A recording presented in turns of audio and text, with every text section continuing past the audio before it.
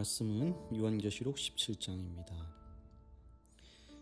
시대가 참 혼란하죠. 과학이 발달하고 또 사람들이 잘 살게 되고 지식 수준도 많이 올라갔는데 그와 함께 이 전쟁, 기근도 빈번히 일어나고요. 끔찍한 범죄, 사건, 사고가 더 증가하고요.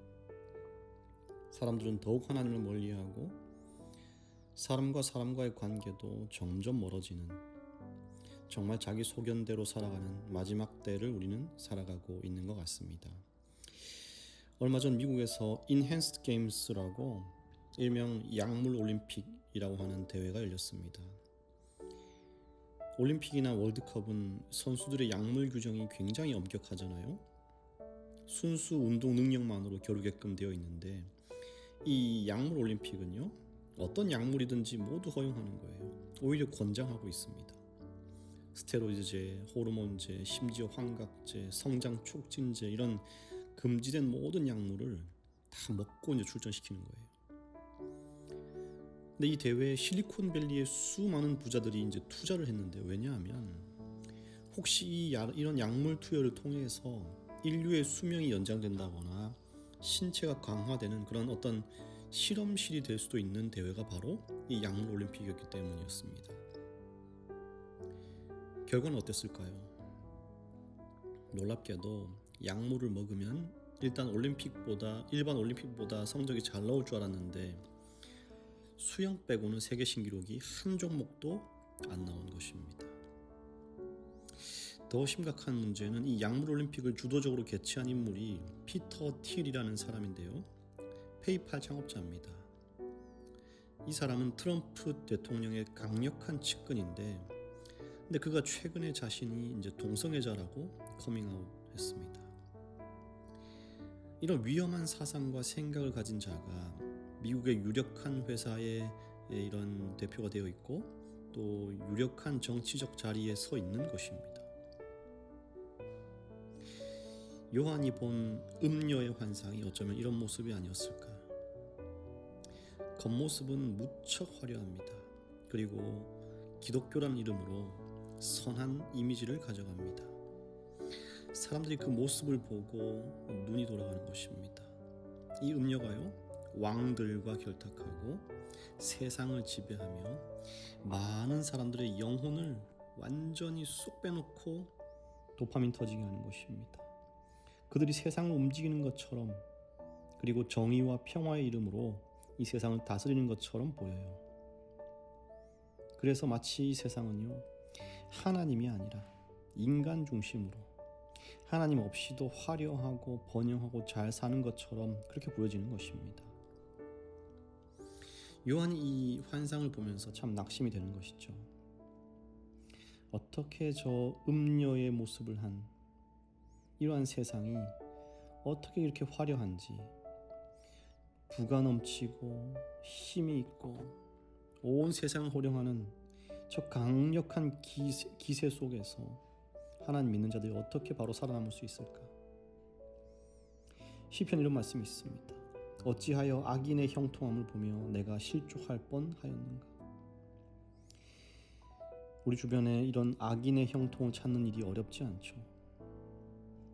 교회 안 다니고 안식 안 지키고 계명대로 살지 않아도요, 훨씬 더 잘 살고 훨씬 더 번영한 이 사람들이 얼마나 많은지 모릅니다.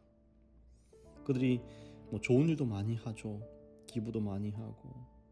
그러면 사람들이 그들을 영웅 취급합니다. 믿는 사람들이요, 특히 젊은이들이 이런 모습들을 보면서 시험에 빠지는 거예요. 굳이 내가 교회를 다닐 필요가 있을까? 그러나 요한계시록 17장은요, 이 음녀의 모든 결론을 보여주고 있습니다. 16절에 내가 본 열불과 짐승이 음녀를 미워하여 망하게 하고. 여러분, 원래 열불과 짐승과 음녀, 이 세 존재는요, 악의 삼위일체라고 해서 한 편이었습니다. 근데 지금까지 한 편이었던 이들이 갑자기 서로를 공격하기 시작하는 것입니다. 이게 어떻게 된 일일까요? 어쩌면 이것은 당연한 현상입니다. 이들이 선의 옷을 입고 있고 정의와 평화를 부르짖지만 하나님을 벗어난 자들의 모습은 이렇게 열매 맺힌다는 것을 보여주는 것입니다. 이것이 죄의 실상이라는 거예요. 이들은 본질적으로 연합하고 화합할 그 어떤 능력도 없습니다.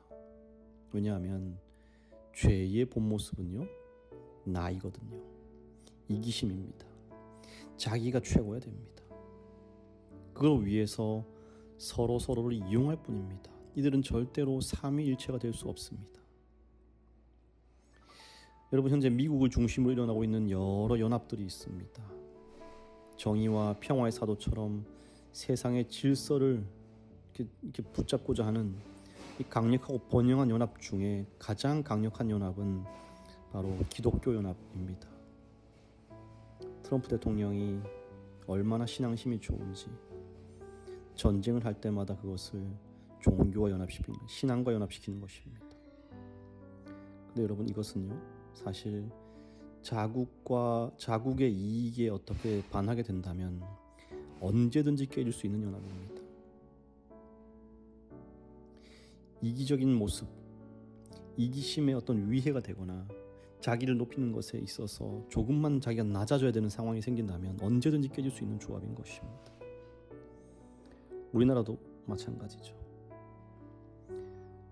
이 세상을 지배하고 또 나라를 지배하는 정치 세력과 결탁한 기독교는요, 언제든지 쉽게 깨어질 수 있는 연합입니다. 그래서 오늘 본문의 핵심은 17절인데요. 하나님이 자기 뜻대로 할 마음을 그들에게 주사. 하나님은 악을 사용하시는 분이 아닙니다. 하나님이 악한 마음을 그들에게 주신 적은 없습니다. 그들은 하나님이 주신 기회를 모두 거절하고 끝까지 회개하지 않고 결국에는 자기 뜻대로 살아간 사람들입니다. 그러나 하나님은요, 그들을 도구로 사용하신다는 것입니다. 악을 만드시진 않았습니다만, 사람들이 스스로 악을 선택한 것입니다만, 그러나 하나님은 그 악을 하나님의 계획 안에서 사용하시는 분입니다. 요셉처럼 말이죠. 형들이 요셉을 미워하고 죽이려 했고 결국 노예로 팔아버렸습니다. 그러나 하나님은 그것을 반대로 사용하십니다. 이스라엘 민족을 구원할 총리로 요셉을 세우신 것입니다. 그래서 요셉이 뭐라고 합니까? 당신들은 나를 해하려 하였으나 하나님은 그것을 선으로 바꾸사. 십자가도 마찬가지입니다. 유다가 배신하고 대제사장들은 음모를 꾸몄어요. 로마는 예수님을 처형했습니다. 그들은 모든 악한 의도를 가지고 행했습니다. 그러나 하나님은 그 사건을 인류 구원의 길로 사용하시는 것입니다. 십자가 죽음을 보고 사탄은 승리했다고 난리 기뻐 난리쳤습니다. 그러나 실제로는 하나님이 예수님을 통해서 구원의 계획을 완성해 나가고 계신 것이었습니다. 이것이 바로 하나님의 주권인 것입니다. 음녀와 짐승이 역사를 움직이는 것 같지만 실제로 역사의 주인은 하나님. 사탄이 꾸미고 계획하는 것 같지만 그 위에 오히려 역사하시는 하나님. 악이 승리하는 것처럼 보이지만 결국 믿는 자를 승리케 하시는 하나님. 오늘 이 하나님의 주권이 세상을 움직이고 계심을 믿고 악에 현혹되지 않고 선으로 악을 이기는 모든 성도 되시기를 간절히 바랍니다. 사랑이 많으신 하나님, 오늘 우리의 삶을 주관하시고 당신의 뜻대로 이끌어 주시니 감사를 드립니다. 내 생각과 내 계획을 내려놓고 오직 주님의 계획에 굴복하는 우리 모두가 되게 하여 주시옵소서. 주님, 최종윤 어린이를 위해 기도합니다.